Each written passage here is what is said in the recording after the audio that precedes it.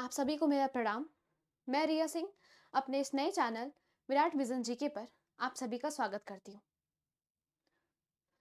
असोच्यानन्व शोचस्तम प्रज्ञावादांश भाषसे गताशून्यश्च नानु शोचंती पंडिता।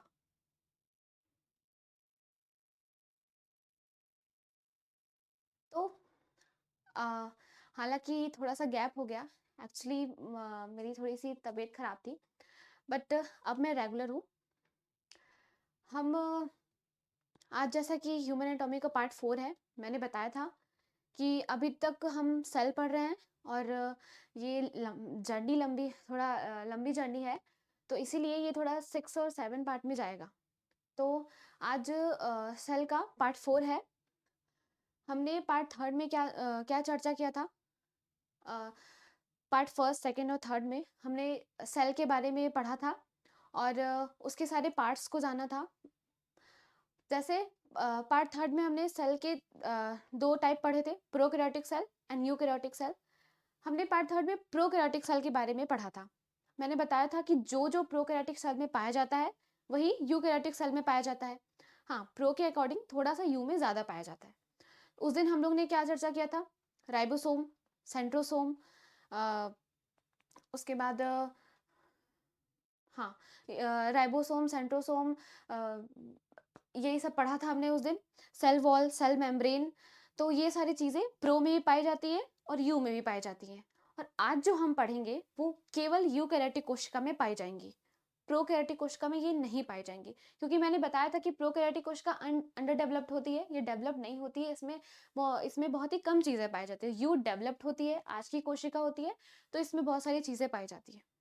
तो स्टार्ट करते हैं अपना क्लास आज का। आज हम चर्चा करेंगे यूकैरियोटिक कोशिका के बारे में, क्या क्या मेन चीज़ें पाई जाती हैं। देखिए, हमारे शरीर में दो आँख, दो कान, दो पैर, दो हाथ, तो ये सारी चीज़ें बाहरी स्ट्रक्चर से केवल आप ये नहीं पता लगा सकते कि हमारे शरीर में है क्या। तो वैसे ही कोशिका के जो भी बाहरी स्ट्रक्चर हैं, कोशिका सेल, कोशिका मेम्ब्रेन, तो कोशिका भित्ति, कोशिका झिल्ली, इन सब चीज़ों से हम पता नहीं लगा सकते कि कोशिका में क्या क्या चीज़ें हैं। हाँ, कोशिका के अंदर जितने छोटे-छोटे कण हैं या कुछ भी हैं, हमारे शरीर में जितने भी कण हैं, कहाँ-कहाँ हैं, वो सब हमारा जानने का काम नहीं है, वो सब एमबीबीएस वालों का काम है। तो हमें मेन चीज़ें क्या-क्या इम्पोर्टेंट है, हमने वो प्रो में पढ़ा और आज वही पढ़ेंगे कि यू में। तो स्टार्ट करते हैं। सबसे पहला है सेल ऑर्गेनिज्म यानी कोशिकांग। कोशिका के अंग कितने-कितने होते हैं, ठीक है? सबसे पहले कोशिकांग होता है।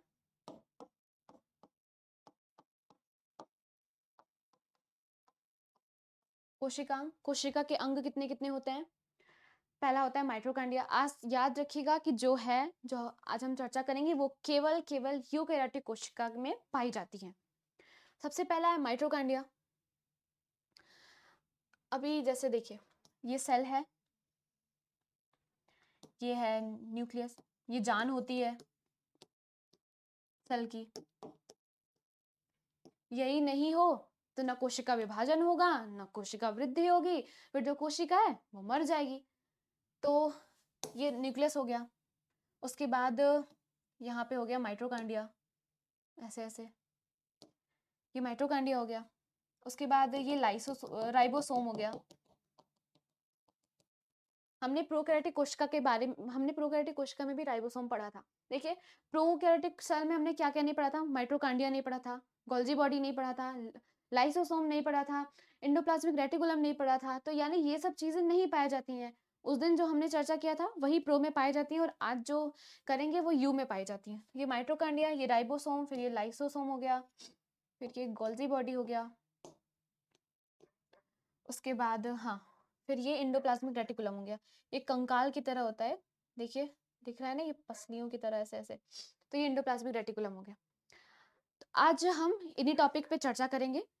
अब देखते हैं जितना हो पाता है, टाइम अगर होगा तो फिर देखेंगे। तो सबसे पहला है माइटोकॉन्ड्रिया। सबसे पहला है माइटोकॉन्ड्रिया। देखते हैं कि सबसे पहले हम अगर एग्जाम में, हम सब जानते हैं कि माइटोकॉन्ड्रिया कहते हैं कोशिका का ऊर्जा गृह। तो ज़रा किसी ने सोचा है कि कोशिका का ऊर्जागिरी क्यों कहते हैं? हमने रट लिया, बुक में पढ़ लिया कि कोशिका का ऊर्जागिरी कहते हैं। क्यों कहते हैं? हम अगर जैसे मान लीजिए कि हम अगर कहीं खेलने जा रहे हैं, पसीना-वसीना आ गया, सुबह से कुछ खाया नहीं है, दूध नहीं लिया है, कोई प्रोटीन नहीं लिया है हमने, कुछ खाना-वाना नहीं खाया है, तो आप ये सोचिए कि ऊर्जा आती कहाँ से है? हमें ऊर्जा प्राप्त कैसे होती है? अगर हमने कुछ खाना नहीं खाया, दूध नहीं पिया, प्रोटीन नहीं पिया, कुछ खाया ही नहीं है हमने, तो ऊर्जा कहाँ से मिल रही है?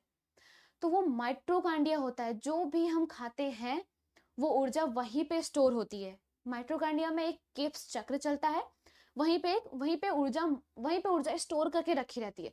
तो हम अगर कुछ नहीं पा रहे हैं, कुछ नहीं खा रहे हैं, तो वहीं से ऊर्जा जो होती है ना, वो पूरे शरीर में, पूरी कोशिकाओं में जाती है। तो इसीलिए कोशिका का ऊर्जागृह किसे कहते हैं? माइटोकॉन्ड्रिया को, क्योंकि वो सारी कोशिकाओं को, सारी ऊर्जाओं को, सारी एनर्जी को स्टोर करके रखता है। ठीक है? तो इसीलिए सबसे पहले इसका काम जानते हैं कि ये होता क्या है, करता क्या है ये। ये सेल हो गया, न्यूक्लियस हो गया ये। उसके बाद ये हो गया माइटोकॉन्ड्रिया। यहीं पे क्रेब्स चक्र चलता है। यहीं पे ऊर्जा यहीं पे स्टोर करके रखती है। ठीक है? अभी जैसे मान लीजिए कि आपने कोई अच्छे ब्रांड का बिस्किट खाया ना, वो अंदर गया, पचा, फिर उसे पूरी कोशिकाओं में कौन लेके गया?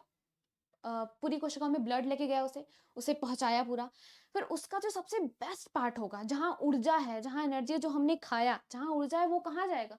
वो क्रेब्स चक्र में जाएगा। क्रेब्स चक्र में, माइटोकॉन्ड्रिया में क्रेब्स चक्र होता है, जहाँ पे ऊर्जा स्टोर करके रखती है। तो जितना भी आप कुछ भी खा रहे हो, उसमें जो ऊर्जा है, मेन पार्ट है उसका, वो जाएगा क्रेब्स चक्र में। तो इसीलिए माइटोकॉन्ड्रिया को कोशिका का ऊर्जा गृह कहते हैं, क्योंकि वहाँ पे खूब सारी ऊर्जाएँ जो होती हैं ना, वो स्टोर करके रखी होती हैं। अगर जैसे मान लीजिए कि वृद्धावस्था में कोशिका जो होती है वो सिकुड़ जाती है, थोड़ा कमजोर हो जाती है, तो उसे ऊर्जा कहाँ से मिलती है? उसे ऊर्जा माइटोकॉन्ड्रिया से मिलती है। माइटोकॉन्ड्रिया पूरे शरीर में ऊर्जा फैलाता है, पूरा ऊर्जा पहुंचाता है वो। अब अगर देखें माइटोकॉन्ड्रिया का स्ट्रक्चर,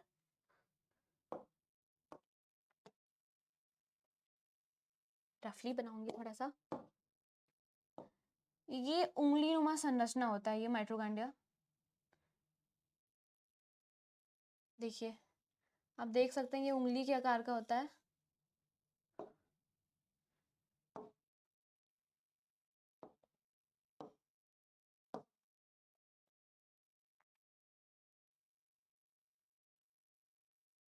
ये जो ब्लू ब्लू दिख रहा है आपको, ये इसे मैट्रिक्स कहते हैं। इसमें अंदर द्रव भरा रहता है। और ये जो उंगली नुमा संरचना है, इसे क्रिस्टी कहते हैं। इसे क्या कहते हैं? क्रिस्टी।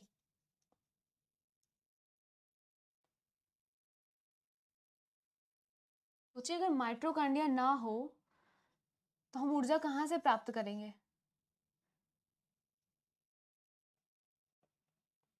बाय द वे, अगर ऊर्जा खत्म हो जा रही है तो यही तो एक जरिया है जो ऊर्जा दे सकता है हमें।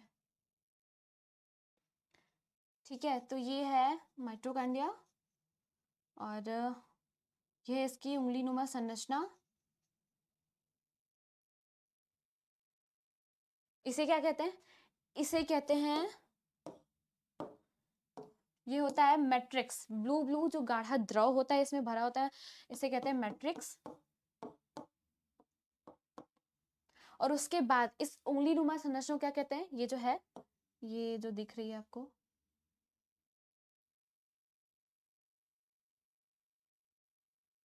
इस उंगली नुमा संरचना को क्रिस्टी कहते हैं।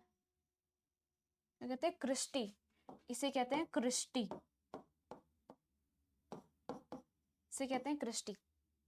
अब ये हो गया। अब देखते हैं कि इसके बाहरी पार्ट को क्या कहते हैं? Outer membrane. इसके बाहरी पार्ट को क्या कहते हैं? Outer membrane. और इसका जो अंदर का पार्ट होता है, इसे कहते हैं इनर मेम्ब्रेन।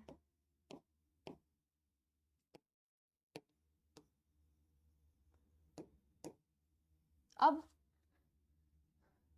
ये क्या होता है कि ये सारे काम अपने से करता है। ये खुद कुछ चीज़ों का निर्माण करता है, और इसके पास इतनी शक्ति होती है ना, ये कुछ भी खुद कर सकता है। ये सेमी ऑटोनॉमस होता है, अर्ध स्वायत्त होता है, यानी ये खुद कुछ चीज़ों का, जैसे कि अगर आप कहीं रह रहे हो, तो कुछ तो रूल फ़ॉलो उसके करने पड़ेंगे, लेकिन जो भी ये कुछ भी अपने से कर सकता है, कुछ भी चीज़ों का निर्माण कर सकता है।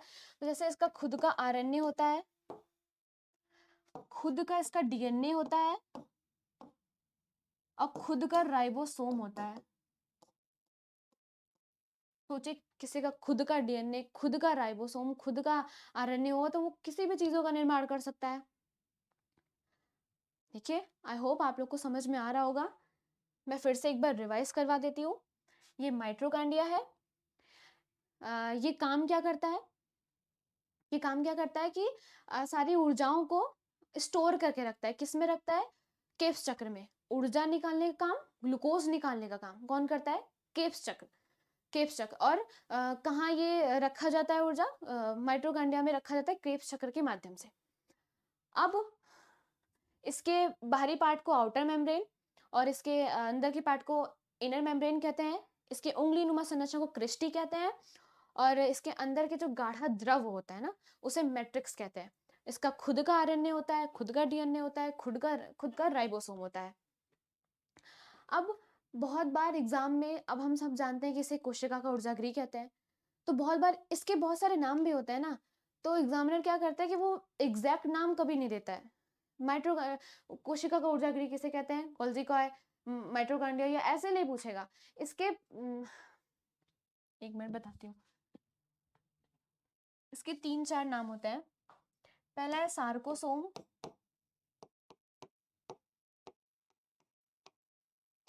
इसे किसने दिया? कॉलिकट ने दिया। कॉलिकट ने कब दिया? 1880 में। इसे कॉलिकट ने दिया कब दिया? 1880 में।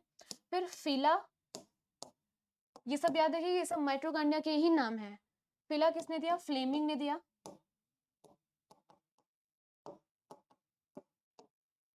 ये 1888 में दिया।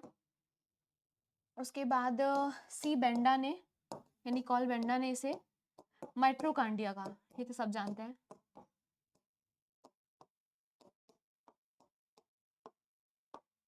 उसके बाद सी के विट्ज ने इसे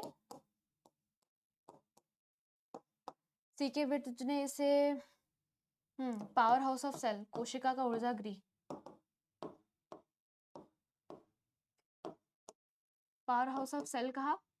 और उसके बाद अल्टमान ने इसे बायोप्लास्ट नाम दिया। अल्टमान ने इसे क्या दिया? बायोप्लास्ट नाम दिया। याद रखिएगा कि ये सारे नाम जो हैं वो सब माइट्रोकांड्रिया के हैं। सार्कोसोम है, किसने दिया? कॉलिकर ने दिया। कब? 1880 में। फिला किसने दिया? फ्लेमिंग ने दिया। कब दिया? 1888 में। सी बेंडा, माइट्रोकांड्रिया, इन्होंने कब दिया? 1897 में नाम दिया माइट्रोकांड्रिया। सी के विर्ज ने इसे पावर हाउस ऑफ सेल का, और अल्टमान ने इसे बायोप्लास्ट का। कब का? 1893 में। 1893 में इन्होंने। तो ऐसे आपके एग्जाम में पूछ सकता है कि कोशिका का ऊर्जागृह किसे कहते हैं। एग्जाम्पल में कुछ भी, गोल्जी बॉडी हो गया, एंडोप्लाज्मिक रेटिकुलम हो गया, और मान लीजिए राइबोसोम हो गया, और दिया कि सार्कोसोम। तो आप बोलेंगे अरे यार हम लोग तो माइटोकॉन्ड्रिया पढ़ा था। हाँ पढ़ा था, पर इसके और भी नाम है जो जानने बहुत जरूरी है, क्योंकि इस नाम से भी दे सकता है। तो सार्कोसोम किसने दिया? कॉलिकर ने दिया। कब दिया? 1880 में। उसके बाद फिला ने क्या दिया? फ्लेमिंग नाम दिया 1888 में। फिर सी बेंडा ने इसे माइट्रोकांड्रिया नाम दिया। कब दिया? 1897 में।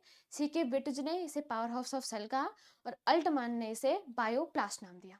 ठीक है। अब अगर देखें कि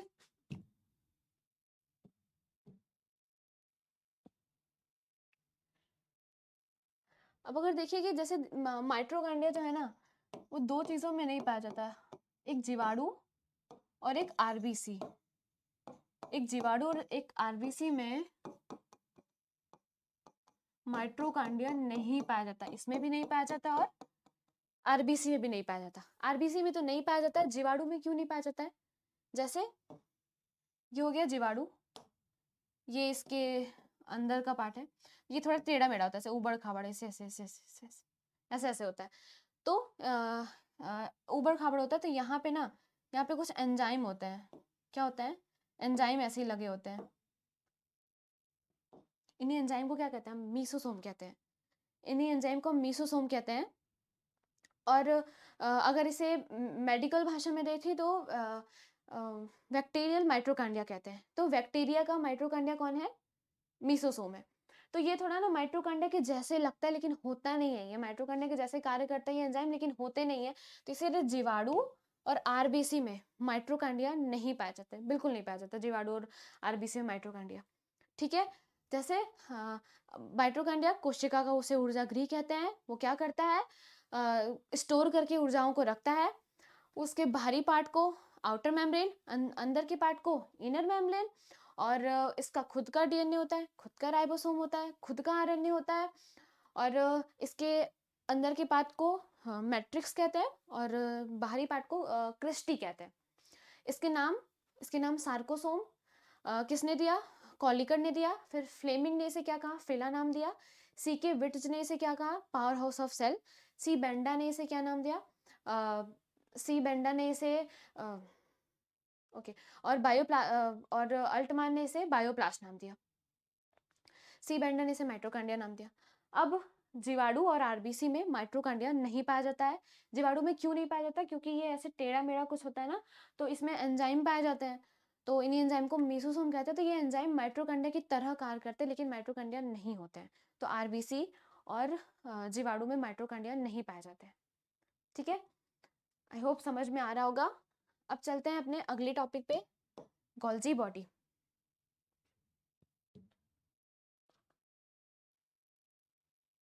गोल्जी बॉडी मतलब होता है गोल्जी काय।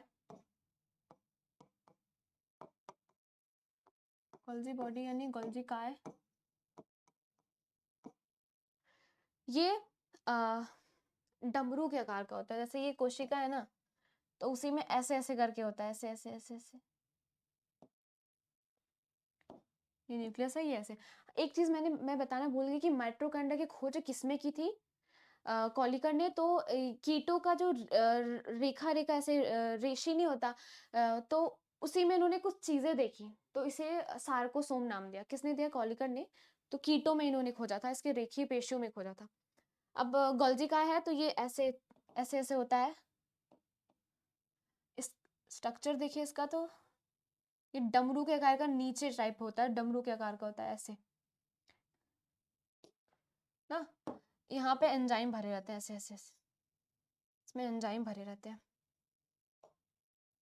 ये डमरू के आकार का है ना, बीच में पतला और इधर मोटा। इसमें एंजाइम भरे रहते हैं, इसमें एंजाइम कार्य करते हैं। अब देखिए, एंजाइम हम सब जानते हैं कि दो चीजें होती है, एक एंजाइम और एक हार्मोन। तो एंजाइम क्या होता है? दो प्रकार की। जैसे हमारा ये शरीर है ना, ये हमारा शरीर है। बहुत ही भारी शरीर बन गया। ये हमारा शरीर है। तो इसमें बहुत सारे ऐसे ऐसे ऐसे गांठ पाए जाते हैं। क्या पाए जाते हैं? गांठ। ऐसे ऐसे छोटे छोटे छोटे छोटे पूरे शरीर में गांठ पाए जाते हैं ना। तो ये इन्हें क्या कहते हैं? ग्रंथि। तो दो प्रकार की ग्रंथि होती है। एक अंतर, हम इसे पढ़ेंगे डिटेल में। एक अंतःस्रावी ग्रंथि, एक बहिःस्रावी ग्रंथि। अंतःस्रावी ग्रंथि से स्रावित होने वाली चीजों को क्या कहते हैं? हार्मोन्स। हार्मोन्स। और बहिःस्रावी ग्रंथि से स्रावित होने वाले को क्या कहते हैं? एंजाइम कहते हैं। जो हम अभी बोल रहे हैं कि यहाँ पे एंजाइम कार्य करते हैं। तो जैसे अंतःस्रावी ग्रंथि से, यानी जैसे हमारा गांठ है, जो ग्रंथि है, उस पे अगर जोर पड़ेगा तो उसमें ना ऐसे जो भी चीजें रहेंगी, जो द्रव रहेगा, वो पिचकारी जैसे ऐसे फेंक देता है। तो पूरे अंतःस्रावी ग्रंथि यानी अगर उस पे जोर पड़ेगा तो पूरे शरीर में फेंकेगा, तो वो ब्लड में ही मिल जाएगी उसकी जो द्रव होंगे। लेकिन बहिःस्रावी ग्रंथि अगर उस पे जोर पड़ेगा, उसके तीन एग्जाम्पल होते हैं। एक आंसू, एक पसीना और एक लार। आंसू है, पतली पतली पतली पतली धागे के समान होती है पूरी इसकी कोशिका, बहुत ही पतली पतली धागा होती है। और उसी में जो ग्रंथि होते हैं, अगर हमें दुख होता है या कुछ हम रोते हैं, तो उस पे जब ग्रंथियों पे गांठ रहता है ना, उस पे अगर दबाव पड़ता है, तो फिर वही धागों से आके फिर हमारा आंसू निकलने लगता है। तो ये क्या है? बहिःस्रावी ग्रंथि है, बाहर निकल रहा है। पसीना है, अगर ज्यादा गर्मी हो रही है तो वो जो धागे हैं उसी के समान उसी पे आते रहते हैं, और जो गांठ होगा वो पूरा फूट जाता है और उसके बाद उसी से पसीने आते हैं। लार है, कुछ चीज़ें जैसे आपकी फेवरेट मिठाई है, कुछ भी गुलाब जामुन सामने पड़ा है, बस कैसे भी मिल जाए वो, हम यही चाहेंगे ना कैसे मिल जाए। तो लार कहाँ से, वही पतले-पतले धागे के समान होता है। तो जब वो उसका जो द्रव फटता है, पिचकारी के समान ऐसे फेंकता है, तो फिर वो नीचे आता है। तो ये 3 एग्ज़ाम्पल है इसके, एक आँसू, एक पसीना और एक लार। तो अंतःस्रावी ग्रंथि और बहिःस्रावी ग्रंथि है, हम पढ़ेंगे इसे। पहले तो ये एंजाइम है।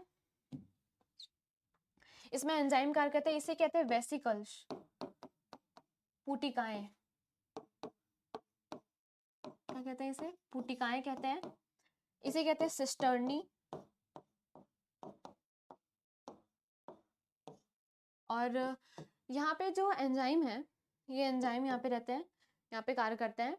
यहाँ पे जो एंजाइम है ना, वो 2 चीज़ों का निर्माण करते हैं। किसका निर्माण करते हैं? 2 चीज़ों का। अ, पहली चीज़ है लाइसोसोम और दूसरी चीज़ है एक्रोसोम।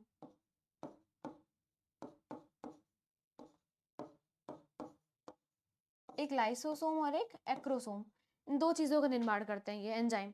लाइसोसोम क्या होता है? इसे आत्महत्या थैली कहते हैं, सुसाइडल बैंक। सुसाइडल बैंक किसे कहते हैं? आत्महत्या थैली। यानी मतलब जैसे जो कोशिकाएं हैं हमारे शरीर में मर गई हैं, काफी दिन से सड़ गई हैं, पचपचा गई हैं, उसी में एकदम गंध आ रही है, तो जो भी कोशिकाएं हैं उसे खा जाने का काम, निगल जाने का काम, पचा जाने का काम, एकदम पूरा घोट जाने का काम कौन करता है? लाइसोसोम करता है। यानी ये एक प्रकार का डस्टबिन है। एक प्रकार का क्या है? डस्टबिन है ये। गंदी चीजों को डालते हैं ना डस्टबिन में, तो वैसे ही ये क्या करता है, जो भी चीजें कोशिका खराब हो गई है, बहक गई है, पूरी एकदम खराब हो गई है, तो उसे झाड़ू लगाकर डस्टबिन में डालने का काम कौन करता है? लाइसोसोम करता है। तो गोल्जी बॉडी है ये, यानी गोल्जी काय। ये डमरू के आकार का होता है, ऐसे ऐसे पाया जाता है ये। यहाँ पे एंजाइम कार्य करते हैं। इसे क्या कहते हैं? वेसिकल्स यानी पुट्टिकाएं। ये सिस्टर्नी होता है। और उसके बाद इसमें जो एंजाइम होते हैं वो दो दो चीज़ों का निर्माण करते हैं, एक लाइसोसोम होता है और एक एक्रोसोम होता है। लाइसोसोम क्या होता है? वो सुसाइडल बैंक होता है, यानी आत्महत्या थैली होती है। जो मरी हुई कोशिकाएं हैं, सड़ जाने वाली कोशिकाएं हैं, उन्हें झाड़ू लगाकर डस्टबिन में डालने का काम, खा जाने का काम, पचा जाने का काम कौन करता है? लाइसोसोम करता है। ठीक है। और हाँ, गोल्जी बॉडी खोज किसने की थी? कैमिलो गोल्जी ने। कैमिलो गोल्जी ने की थी, इनके नाम पर क्यों डाला? कब? 1898 में। कब की थी? 1898 में। और किसमें की थी? बिल्ली की तंत्रिका कोशिकाओं में की थी। गोल्जी बॉडी खोज किसने की थी? कैमिलो गोल्जी ने। और कब की थी? 1898 में। और किसमें की थी? बिल्ली की तंत्रिका कोशिकाओं में की थी। बिल्ली की तंत्रिका कोशिकाओं में। ठीक है, ये हो गया हमारा। अब आते हैं अपने थर्ड टॉपिक पे, एंडोप्लाज्मिक रेटिकुलम।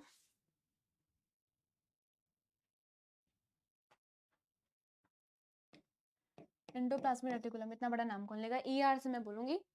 इसका हिंदी थोड़ा टफ होता है, अंतःप्रद्रवी जालिका।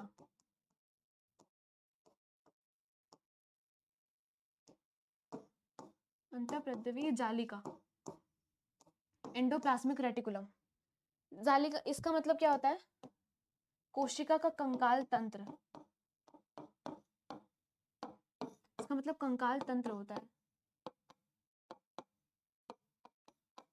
यानी ये कोशिका को आकार देता है। जैसे हमारा जितने भी हमारे बोन्स है वो हमें आकार देते हैं ना।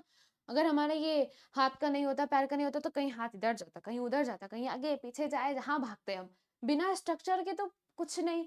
तो इसीलिए अंतःप्रद्रवी जालिका, इसे कोशिका का कंकाल तंत्र कहते हैं, यानी यही स्ट्रक्चर देता है।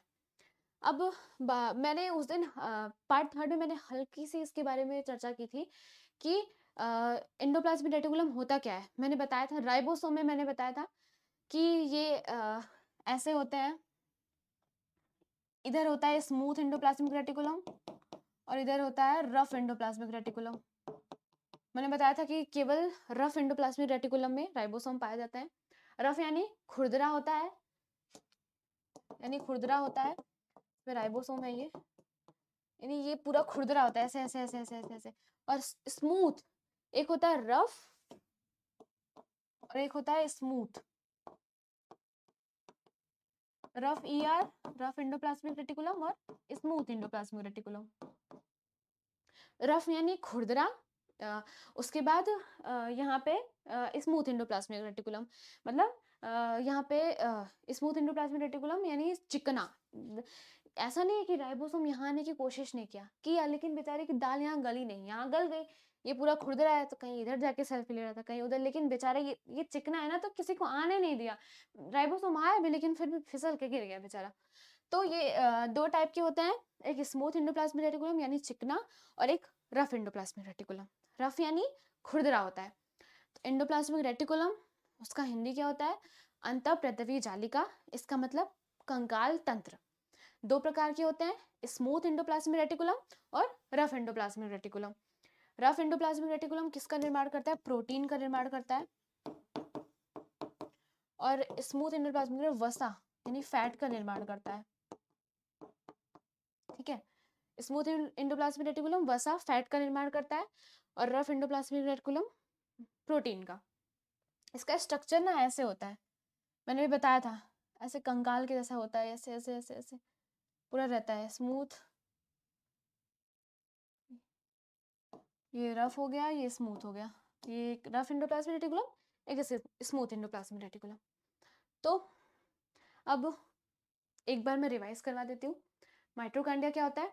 कोशिका का ऊर्जा गृह इसे कहते हैं माइटोकांड्रिया को। उसके बाद कोशिका का ऊर्जा गृह कहते हैं, इसी में केफ्स चक्र चलता है, इसी के माध्यम से ऊर्जा स्टोर करके केफ्स चक्र में ही रखी जाती है। ग्लूकोज निकालने का काम, ऊर्जा निकालने का काम कौन करता है? माइटोकांड्रिया करता है। और हाँ, एक चीज मैं बताना भूल गई थी कि जो माइटोकांड्रिया होता है वो किस रूप में रखता है ऊर्जा को, किस रूप में रखना, तो वो ऊर्जा एटीपी के रूप में रखता है। ये बहुत बार पूछा गया कि ऊर्जा किस रूप में रखता है, वो एटीपी के रूप में रखता है। एटीपी माने एडोनोसिन ट्राइफॉस्फेट, तो वो एटीपी के रूप में रखता है। माइटोकांड्रिया ऊर्जा एटीपी के रूप में रखता है। इसका कार्य क्या होता है? ऊर्जा स्टोर करके रखता है। अगर हमारी कोशिकाओं को ऊर्जा की जरूरत है, अगर हमने सुबह से कुछ प्रोटीन नहीं खाया, कुछ खाना नहीं खाया, दूध नहीं लिया है, तो अब हमारे अंदर तो ऊर्जा है नहीं, तो हमें कौन पहुंचाता है? पूरे शरीर में ऊर्जा कौन पहुंचाता है? तो वो है माइटोकांड्रिया पहुंचाता है। उसके बाद माइटोकांड्रिया को कई नाम से जानते हैं, सार्कोसोम, फिला, और अल्टमान ने बायोप्लास्ट नाम दिया उसे। फिर माइटोकांड्रिया सब जानते ही है, और पावर हाउस ऑफ सेल। ठीक है, ओके। और माइटोकांड्रिया किस में नहीं पाई जाती है? एक आरबीसी में नहीं पाई जाती है और एक जीवाणु में नहीं पाई जाती है। जीवाणु में क्यों नहीं पाई जाती है? क्योंकि जो जीवाणु होता है ना, बैक्टीरिया, वो ऐसे थोड़ा टेढ़े मेढ़े टाइप का होता है, तो उसमें एंजाइम पाए जाते हैं। वो एंजाइम है लेकिन माइटोकांड्रिया की तरह कार्य करते हैं, लेकिन माइटोकांड्रिया होते नहीं है, तो इसलिए जीवाणु और आरबीसी में माइटोकांड्रिया नहीं पाए जाते हैं। अब आता है गोल्जी बॉडी यानी गोल्जी काय। ये डमरू के टाइप के होते हैं, और ऊपर एंजाइम भरे रहते हैं पूरे, और वो किसका निर्माण करते हैं? एंजाइम एंजाइम भरे रहते हैं, और उसके बाद उसे वेसिकल्स यानी पूटिकाएं कहते हैं, और उसके बीच वाले पार्ट को सिस्टर्नी कहते हैं। और ये दो चीजों का निर्माण करता है। कौन कौन सी चीजों का? एक लाइसोसोम और एक एक्रोसोम। लाइसोसोम क्या होता है?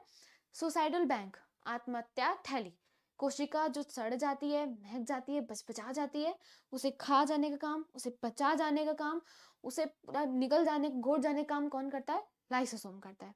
ठीक है, और इसकी खोज किसने की थी गोल्जी काय की? तो कैमिलो गोल्जी ने की थी। कब की थी? 1898 में। और 1898 में गोल्जी बॉडी ने और किस में की थी? बिल्ली की तंत्रिका कोशिकाओं में की थी, बिल्ली की तंत्रिका कोशिकाओं में। अब आते हैं एंडोप्लाज्मिक रेटिकुलम, ईआर। इसका मतलब होता है अंतःप्रद्रवी जालिका, यानी कोशिका का कंकाल तंत्र। पूरे स्ट्रक्चर को एक सही रूप देने का कार्य कौन करता है? एंडोप्लाज्मिक रेटिकुलम करता है। ये कितने प्रकार का होता है? There are two types of endoplasmic reticulum, first smooth and second rough. Smooth यानी चिकना, और रफ यानी खुरदरा होता है। तो रफ में ही राइबोसोम पाए जाते हैं, स्मूथ में राइबोसोम नहीं पाए जाते हैं। रफ एंडोप्लाज्मिक रेटिकुलम किसका निर्माण करता है? प्रोटीन का निर्माण करता है। और स्मूथ एंडोप्लाज्मिक रेटिकुलम किसका करता है? वसा का यानी फैट का करता है। एक चीज हम ये याद रखिएगा कि माइटोकांड्रिया किस रूप में ऊर्जा रखता है? एटीपी के रूप में रखता है। किस रूप में? एडेनोसिन ट्राइफॉस्फेट के रूप में ऊर्जा रखता है ये। कि ये हो गया, ये हो गया गोल्जी बॉडी, माइटोकांड्रिया। ठीक है, तो आज के लिए इतना ही करते हैं। जो अगर समझ में आ रहा है और अगर जो नहीं समझ में आ रहा है, प्लीज़ बताइएगा, मैं उसे अपना और अच्छे से समझाने की कोशिश करूँगी। और अगर समझ में आया है, तो प्लीज़ जैसा भी होगा बताइएगा। तब तक के लिए नमस्ते।